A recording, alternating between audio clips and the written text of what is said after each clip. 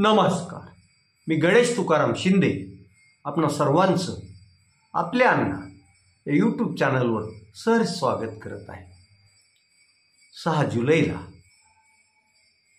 आषाढी एकादशी असल्यामुळे प्रचंड अशी पंढरपुरात गर्दी होती. पंढरपूरला गेलेल्या भाविकात जास्त करून विदर्भ आणि मराठवाड्यातील भाविकांची संख्या मोठी आहे, दरवर्षीच मोठी असते.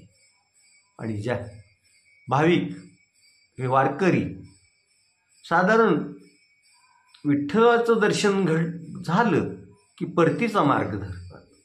त्यामुळं धाराशिव जिल्ह्यातील कळंब शहरातील कथले युवा आघाडी या संघटनेचे मंडळी या परतणाऱ्या वारकऱ्यांना गेल्या काही वर्षांपासून कळंब स्थानकावर अन्नक्षेत्र चालवतात. त्या परत फिरणाऱ्या वारकऱ्यांना मोफत अन्न देत असतात. मग त्यात पुरी भाजी असते, श्रीखंड असतो, नानाविधी प्रकारचं त्यांना वारकऱ्यांचं पोट भरेल असं हे अन्न तो वाटप केलं जातं. यावर्षी 7 जुलैला सकाळपासून ते उशिरा रात्री 10 वाजेपर्यंत हे अन्नक्षेत्र चालू होतं. या अन्नक्षेत्राला धाराशिव जिल्हा परिषदेचे माजी जिल्हा उपाध्यक्ष, राष्ट्रवादी काँग्रेसचे जिल्हा कार्याध्यक्ष संजय पाटील दुधगावकर, कळंब शहरातील शिवसेना उद्धव बाळासाहेब ठाकरे पक्षाचे नेते, कळंबचे माजी नगराध्यक्ष संजय मुंदडा, संजय घुले, भाजपचे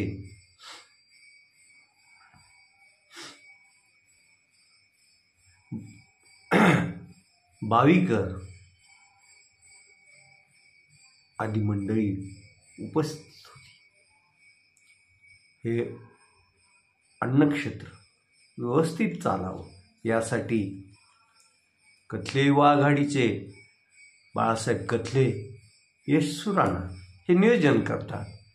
अनेक संस्थांचे पदाधिकारी इथं वारकऱ्यांना अन्न वाटप करण्याचं काम करण्यासाठी येत असतात आणि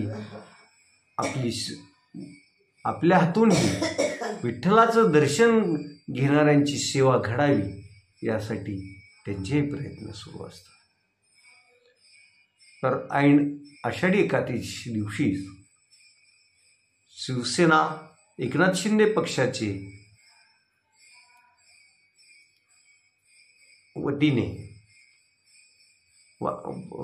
आषाढी एकादशी निमित्त कळंब स्थानकावरच वारकऱ्यांसाठी मोफत फराळ वाटपाचं आयोजन करण्यात आलं होतं.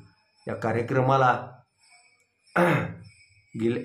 नुकत्याच झालेल्या विधानसभेत सभा निवडणुकीत शिवसेना एकनाथ शिंदे पक्षातर्फे उमेदवार असणारे अजित पिंगळे,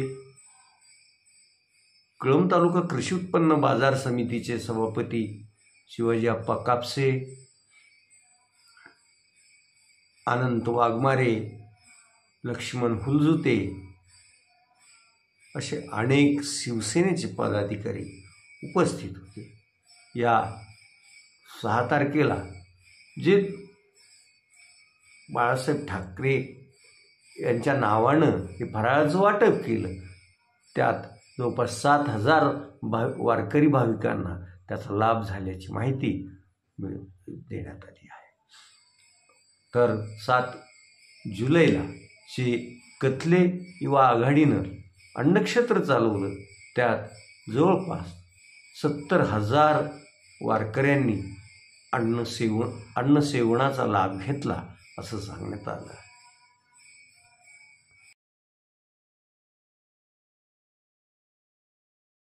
महाराष्ट्रात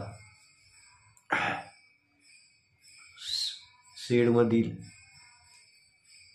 जरबेरा आणि इतर फुलांची शेती सध्या संकटात सापडली आहे. त्याला कारण आहे प्लॅस्टिकची फुलं बाजारात विक्रीसाठी आहेत, त्याचा परिणाम या फुलांच्या विक्रीवर आणि दरावर होत असल्याचं शेतकऱ्यांची अनेक दिवसापासून ओरड होती. त्यामुळं साहजिक कोरेगाव जिल्हा सातारा येथील शिवसेना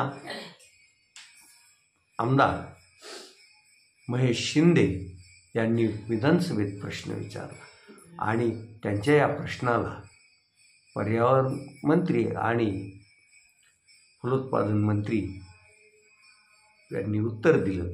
आणि याच प्रश्नावर मध्ये मग धाराशिव कळमचे आमदार कैलास घाडगे पाटील यांनी की हे एकटा सातारा जिल्ह्याचा प्रश्न नाही, तर महाराष्ट्रातील जे तरुणांनी ही नवीन शेती काही दिवसापूर्वी सुरू केली आहे, ही शेती ह्या प्लॅस्टिकच्या आर्टिफिशियल फुलं जी विक्रीला येत आहेत त्यामुळं गोत्यात येत आहे. ह्या शेडनेटसाठी काढलेलं कर्ज, त्यावरील व्याज, यामुळं हे तरुण शेतकरी अगदी मेटाकुटीला आले असून यामुळं अनेकांनी आत्महत्या ही केल्याची माहिती कैलास घाडगे पाटील यांनी सभागृहात दिली. आणि त्यांनी या फुलावर म्हणजे आर्टिफिशियली प्लास्टिक फुलांच्या विक्रीवर महाराष्ट्रात पूर्ण बंदी आणा अशी मागणी केली आहे. बघूया आता यावर सरकार काय निर्णय घेते. तुर्तास आज एवढंच. आपण आपल्या हे यूट्यूब चॅनल शेअर करा, सबस्क्राईब करा, लाईक करा आणि कमेंट पण नोंदवा. धन्यवाद.